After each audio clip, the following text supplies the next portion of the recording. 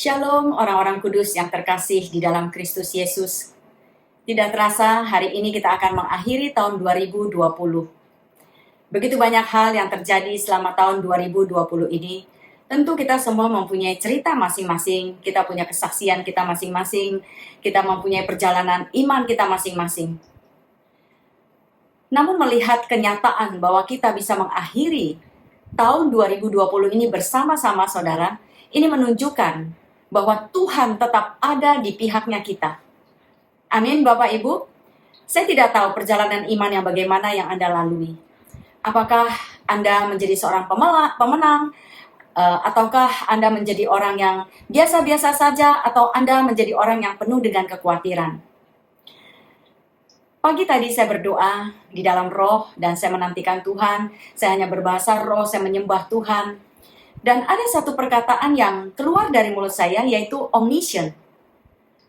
Lalu Roh Kudus berkata kepada saya, omniscient itu artinya Allah yang maha tahu. Saya berpikir saudara, ternyata Allah itu mengetahui segala sesuatu yang terjadi di dalam kehidupan kita. Lalu tentunya kita akan bertanya-tanya, jika Allah mengetahui segala sesuatu yang terjadi, kenapa Allah mengizinkan semuanya ini terjadi? Bukankah kadang-kadang kita suka berpikir seperti itu? Nah saudara, saya tidak bisa menjawab apakah Allah mengizinkan hal ini untuk terjadi atau ini adalah perbuatan setan. Tapi satu hal yang saya ketahui, kalau kita menengok ke dalam perjanjian lama di dalam apa yang terjadi di Taman Eden, itu menunjukkan bahwa apa yang terjadi pada hari ini itu adalah akibat daripada kejatuhan manusia. Dan sangat menyedihkan bahwa Adam dan Hawa pada waktu itu melawan Tuhan. Tapi ada satu hal yang membuat hati saya itu sangat bangga, sangat kagum, bagaimana Allah mengasihi kita, bagaimana Allah mengasihi manusia. Di dalam kejatuhan Adam, ternyata Allah langsung merencanakan karya keselamatan itu sendiri, yaitu mengutus Yesus Kristus, anaknya yang tunggal, satu-satunya, ke dunia ini, untuk mati di atas kayu salib bagi Anda dan saya. Sehingga saudara, melalui setiap badai yang kita lalui pada tahun 2020 ini, ataupun mungkin sesuatu yang akan kita lalui di tahun-tahun yang akan datang, itu saya melihat kemurahan Allah. Saya melihat kasih setia Allah. Saya melihat kebaikan Allah. Saya melihat kebesaran Allah yang Dia tunjukkan dengan sungguh-sungguh kepada kita semua. Ini sesuatu hal yang sungguh-sungguh membuat hati saya itu kagum dengan Tuhan yang besar. Saya tidak percaya kalau apa yang terjadi ini adalah perbuatan Tuhan sendiri. Karena Tuhan begitu mengasihi kita. Dan kita tahu bahwa dunia ini berada di bawah kekuasaannya setan. Nah saudara, saya hanya ingin memberikan Anda sebuah keyakinan, iman yang teguh di dalam anak Allah, Yesus Kristus. Bahwa Tuhan mengasihi kita lebih daripada segala sesuatu. Di mana kita sudah melihat sekalipun manusia jatuh ke dalam dosa, Tuhan merencanakan anaknya yang tunggal itu untuk menyelamatkan kita semua. Amin Bapak Ibu. Nah apakah yang menjadi kekuatan kita, yang menjadi pesan Allah ketika kita melangkah memasuki tahun 2021 ini? Pagi ini Tuhan berbicara kepada saya melalui 1 Petrus 5, ayat yang ke-6 sampai ke-9. Mari kita baca bersama. Dikatakan di sini, karena itu rendahkanlah dirimu di bawah tangan Tuhan yang kuat. Saudara kita tahu, tidak ada tangan yang lebih kuat kecuali tangannya Allah sendiri. Tangan Tuhan itu tidak pernah melepaskan kita. Tangan Tuhan itu adalah tangan yang penuh dengan otoritas, yang ingin melindungi, ingin menjaga, ingin menuntun kita, ingin membawa kita ke dalam rancangan ilahinya, ke dalam rancangan damai sejahteranya, bukan rancangan kecelakaan. Lalu ayat ini berkata, supaya kamu ditinggikannya pada waktunya. Saudara, siapa yang bisa meninggikan kita pada waktunya? Tangan Allah. Ketika kita menyadari bahwa Allah mengulurkan tangannya kepada kita, menuntun kita, membawa kita sampai pada kesudahannya, kita tahu bahwa tangan itulah yang akan meninggikan kita, yang akan membawa kita keluar daripada setiap badai, setiap permasalahan, setiap goncangan, setiap apapun yang terjadi saat ini. Tangan Tuhan memegang kita untuk meninggikan kita. Ayat yang ketujuh berkata, serahkanlah segala kekhawatiranmu kepadanya. Saudara, pesan Tuhan yang kedua, serahkanlah kekhawatiranmu. Kalau Alkitab mengatakan serahkanlah kekhawatiranmu, artinya kita akan melalui banyak kekhawatiran. Akan ada kekhawatiran di dalam kehidupan kita. Dan pesan ini berkata, serahkan. Saudara, bagaimanakah caranya kita menyerahkan sesuatu? Ketika kita menyerahkannya, artinya kita memberikan dan kita melepaskannya kepada orang yang menerima apa yang kita berikan itu. Nah, di sini Tuhan berkata, serahkanlah segala kekhawatiranmu kepadaku. Artinya kita menyerahkan kekhawatiran kita kepada Tuhan ke dalam tangannya yang kuat tadi. Supaya apa, saudara? Dikatakan di sini, sebab Ia yang memelihara kamu. Hanya Tuhan yang bisa memelihara kita. Dan pemeliharaan Tuhan itu bukan 1 hari, 2 hari. Tapi sepanjang kehidupan kita. Dia tidak ingin Anda berjalan di dalam kekhawatiran. Dia ingin memelihara Anda. Dia ingin hatimu tetap memiliki damai sejahtera ilahi. Dia ingin hatimu tetap mempunyai kekuatan. Dia menginginkan hatimu tetap memiliki iman. Dia menginginkan agar hatimu tetap memiliki damai sejahtera Allah. Ayat yang ke-8 berkata, sadarlah dan berjaga-jagalah, lawanmu si iblis berjalan keliling sama seperti singa yang mengaum-ngaum dan mencari orang yang dapat ditelannya. Pesan yang ketiga adalah sadarlah dan berjaga-jagalah.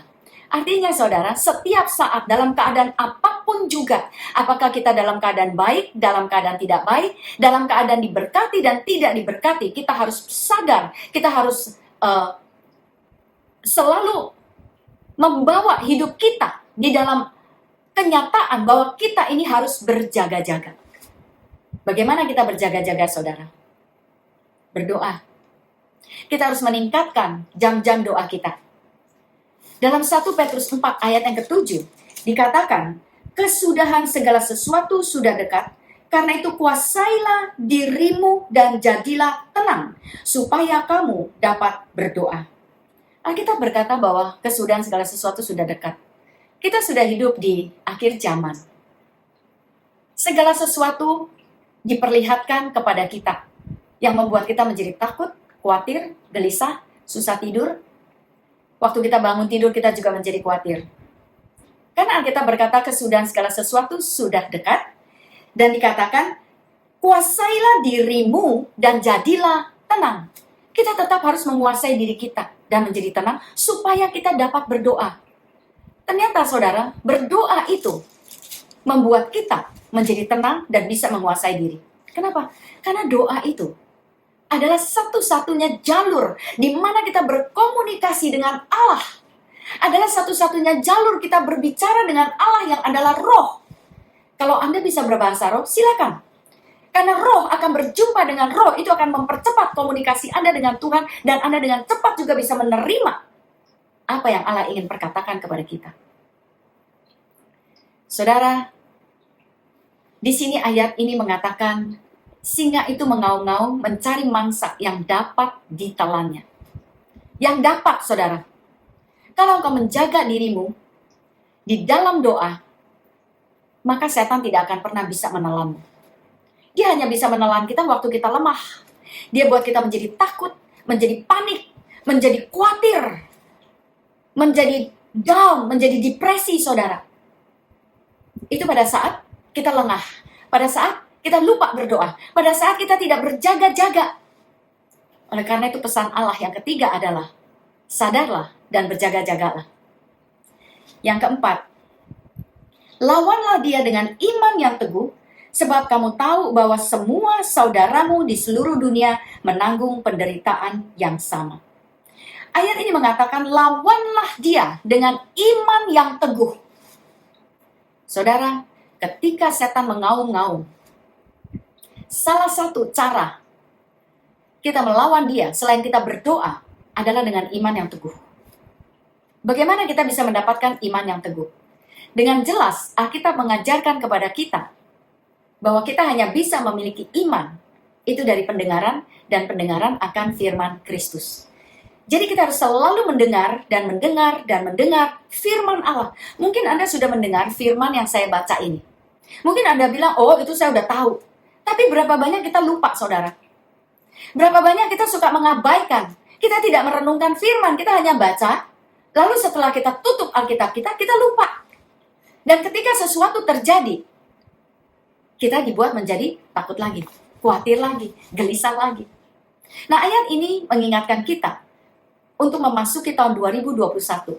Supaya ini menjadi pesan Allah sejak awal, agar kita selalu berjaga-jaga, dan kita selalu melawan segala hal-hal yang menakutkan hidup kita, segala berita, segala video-video yang Anda dengar, segala macam media sosial yang Anda lihat. Saudara, Anda harus selalu memperhatikan apa yang Anda dengar. Dan Anda harus belajar melawan apa yang bertentangan dengan firman Allah. Karena saudara, kalau Anda tidak melawannya, tidak ada orang lain yang bisa melawannya buat Anda. Anda dan saya sudah diperlengkapi oleh Tuhan dengan firman kebenarannya. Oleh karena itu kita harus membacanya, kita harus merenungkannya. Amin, Bapak Ibu.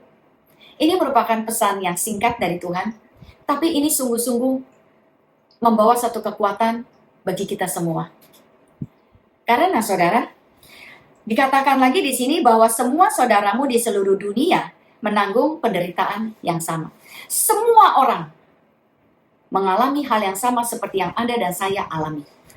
Pandemik ini bukan ditujukan kepada satu orang, tapi kepada seluruh dunia.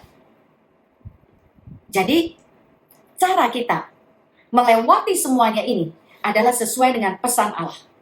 Merendahkan diri kita di bawah tangan Allah yang kuat, karena Dia yang memegang kendali, dan Dia yang menuntun hidup kita. Yang kedua, saudara, kita harus menyerahkan segala kekhawatiran kita kepada Tuhan, sebab Dia yang memelihara hidup kita. Yang ketiga, kita harus menyadari dan harus selalu berjaga-jaga di dalam doa. Kita harus menguasai diri dan menjadi tenang, supaya kita bisa berdoa. Lalu saudara, yang keempat dikatakan, lawanlah dia, atau lawanlah segala hal yang datang di dalam hidupmu dengan iman yang teguh. Dan iman yang teguh itu hanya bisa Anda dapatkan di dalam firman Allah. Yang terakhir saudara, saya ingin mengajak Anda untuk melihat di dalam Yesaya 41. Apakah yang Tuhan perkatakan di dalam Yesaya 41?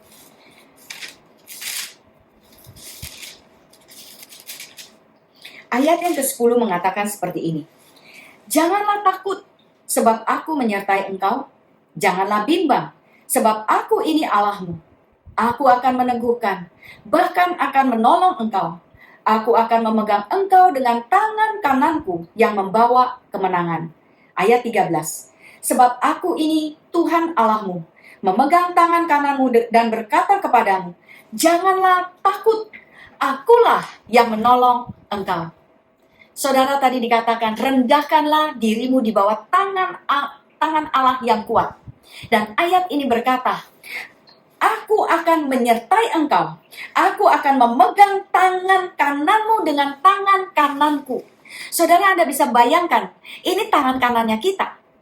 Lalu, dengan tangan kanan Allah, bagaimana caranya Allah menuntun kita? Artinya saudara, Tuhan ada di samping kita, Tuhan ada di depan kita. Dia menuntun kita dari depan. Dia mengajak kita berjalan selangkah demi selangkah demi selangkah. Tapi Dia ada di hadapan Anda. Dia pegang Anda dengan tangan kanannya yang kuat. Saudara, tangan kanan Allah itu menunjukkan kuasa, otoritas, dan kemenangan. Saya sungguh-sungguh saudara ingin mengajak Anda untuk menghadapi tahun 2021, bukan dengan ketakutan, tapi dengan sebuah pengharapan yang baru, dengan sebuah kekuatan yang baru. Mari kita meninggalkan tahun 2020 ini dengan ucapan syukur bahwa kita sudah ada di hari yang terakhir tahun 2020 ini dengan kemenangan Allah. Amin saudara, dan kita mau memasuki tahun 2021 bersama-sama dengan Allah, dengan pesan yang Allah berikan kepada kita. Dia adalah Allah yang omniscient, yang maha tahu apapun yang terjadi di dalam kehidupan kita dan apa yang akan kita lalui di tahun 2021 ini. Selama Anda berjalan bersama dengan Allah, Anda akan mengalami banyak kemenangan. Mari, masuki tahun 2021 bersama-sama dengan Tuhan. Mari kita berdoa bersama-sama, saudara. Allah Bapa di dalam surga, segala puji, hormat, syukur kami kepadamu, karena Engkau telah menyertai kami di sepanjang tahun 2020 ini. Engkau adalah Allah yang baik, Allah yang setia, Allah yang telah memegang tangan kami dengan tangan kanan-Mu. Engkau tidak pernah melepaskan kami, Tuhan. Engkau melindungi, menjaga kami, sekalipun kami harus melakukan begitu banyak perubahan di dalam keadaan ini. Hamba-Mu berdoa buat keluarga-keluarga yang melewati masa-masa sulit, Tuhan. Biar Engkau menghiburkan, menguatkan mereka senantiasa. Dan biarlah Bapa, setiap kami yang ada di dalam perlindungan-Mu, yang ada dalam keadaan baik dan sehat, kami senantiasa mengucap syukur kepadamu. Berterima kasih buat segala kebaikan dan kemurahan-Mu dan pemeliharaan-Mu. Bapa, hamba-Mu berdoa, ketika kami memasuki tahun 2021 besok, biarlah kami memasukinya dengan sikap yang benar, bahwa kami tidak sendirian, tetapi Engkau ada bersama-sama dengan kami. Engkau menyertai kami sampai kepada akhir zaman. Berikan kami peneguhan itu terus-menerus ya Tuhan. Beri kami hati yang baru, roh yang baru, semangat yang baru, energi yang baru Tuhan, dan pengharapan yang baru memasuki tahun 2021. Biarlah ini menjadi tahun yang lebih baik, menjadi tahun yang penuh dengan pengharapan. Terima kasih Bapa, berkati anak-anak-Mu dengan kasih setia-Mu, dengan berkat-berkat yang dari surga, dengan perlindungan. Tutup bungkus setiap kami dengan kuasa darah-Mu. Terima kasih Bapa yang baik. Kami mendoakannya di dalam nama Tuhan Yesus Kristus. Haleluya. Amin. Selamat memasuki tahun yang baru, tahun 2021 bersama-sama dengan Kristus.